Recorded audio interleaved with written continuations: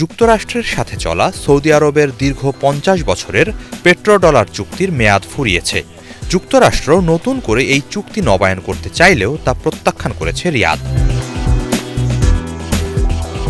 ১৯৭০-এর দশকে হওয়া ওই চুক্তিতে বলা হয়, বিশ্বব্যাপী মার্কিন ডলারে তেল বিক্রি করবে সৌদি আরব। কেবল তাই নয়, তেল বিক্রির উদ্বৃত্ত অর্থ দিয়ে যুক্তরাষ্ট্রের শেয়ার বাজারের বন্ড কেনার শর্তও ছিল চুক্তিতে। বলা হয়, এর বিনিময়ে সৌদি আরবকে সামরিক সমর্থন ও সুরক্ষা দেবে যুক্তরাষ্ট্র।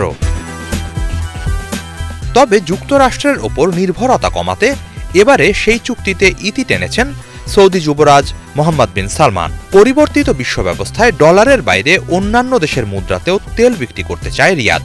এতে করে খুব সহজেই রাশিয়া, চীন সহ অন্যান্যদের কাছে তেল বিক্রি করতে পারবে তারা। সৌদি আরবের এই সিদ্ধান্ত বিশ্বব্যাপী মার্কিন ডলারের আধিপত্যের জন্য বড় হুমকি আকারে হাজির হবে বলছেন অর্থনীতি বিশ্লেষকরা। প্রকারান্তরে মার্কিন অর্থনীতিতেও এর নেতিবাচক প্রভাব পড়বে বলে আশঙ্কা করা হচ্ছে।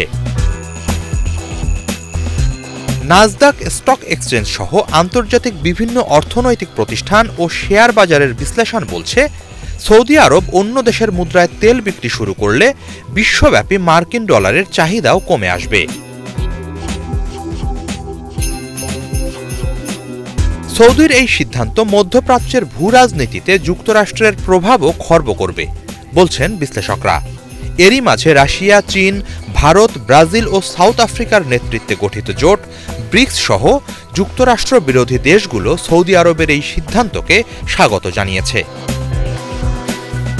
হিচল জোবায়ের, বাংলা ভিশন।